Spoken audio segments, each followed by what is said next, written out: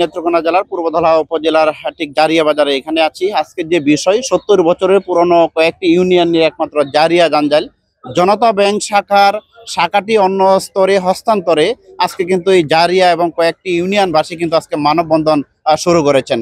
আপনারা হয়তো জানেন যে এই জারিয়া বাজারে কিন্তু মেইন রোডের রাস্তা বন্ধ করে কিন্তু তারা এই মানববন্ধনের আয়োজন করছেন।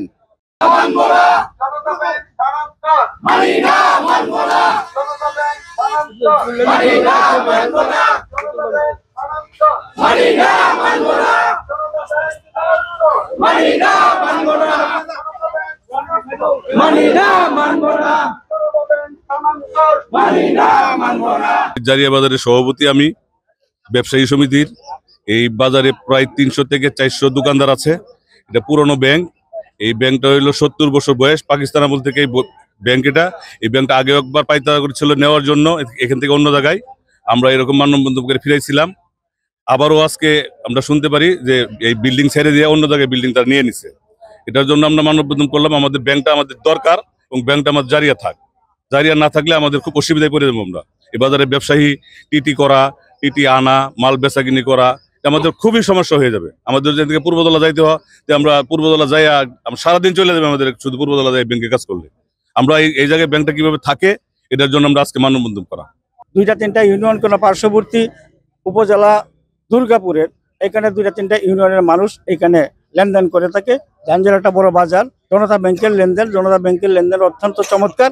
সেই হিসাবে আমরা ব্যাংকটাকে অত্যন্ত গুরুত্বপূর্ণ মনে করি। দীর্ঘ পাকিস্তান আমলের থেকে ব্যাংক, এটা ৭০ বছর আগের ব্যাংক। এখানে আমাদের আনসার ক্যাম্প আছে, পরে খাদ্য গোডাউন আছে, সাদামাটি ক্যাম্প আছে, বিভিন্ন এনজিও আছে এবং সকল সাধারণ জনগণ প্রায় এখানে ৩০০-৩৫০ দোকান আছে। সকল দোকানদাররা সকলে এরকম লেনদেন করে। আর এই লেনদেনগুলি যদি এখানে আমাদের একমাত্র ব্যাংক জারিয়াতে শুধু জনতা ব্যাংক ছাড়া আমাদের কোন বিকল্প কোনো ব্যাংক নাই। সুতরাং এই একটা ব্যাংকের উপরে আমাদের জারিয়ার যত লোকজন আছে সকলে এর উপর নির্ভরশীল। এখানে থেকে তারা বিভিন্নভাবে লেনদেন করতে পারে, টিটি করতে পারে এবং বিভিন্ন লেনদেন এখান থেকে নেওয়া আসা এবং করতে পারে। যদি কোনো কারণে ব্যাংক এখান থেকে আগেও একবার পাইচারা করছে তারা ব্যাংক নিয়ে যাওয়ার জন্য, কিন্তু আমরা আবার এইভাবে মানববন্ধন করার পরে তারা নিতে পারে নাই। এখনো পাইচারা চলতেছে এই ব্যাংক নেওয়ার জন্য।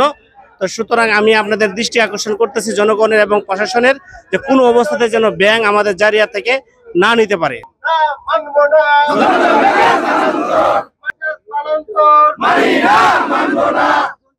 আপনারা হয়তো জানেন যে এই নেত্রকোনা জেলার পূর্বধলা উপজেলার জারিয়া বাজারে কিন্তু তারা এলাকাবাসী যারা আছে তারা কিন্তু স্লোগান দিয়েছেন যে জনতা ব্যাংক নিলে তারা মানবে না।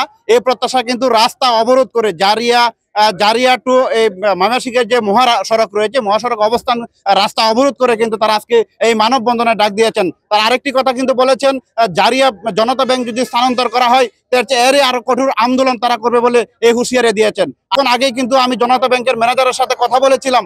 ম্যানেজার আমাকে ফোনে জানিয়েছেন সে এই বিষয়টি জনতা ব্যাংক অন্য কোথাও হস্তান্তর হবে, সে কিন্তু এই বিষয়টি অবগত নয় বলে আমাকে জানিয়েছেন।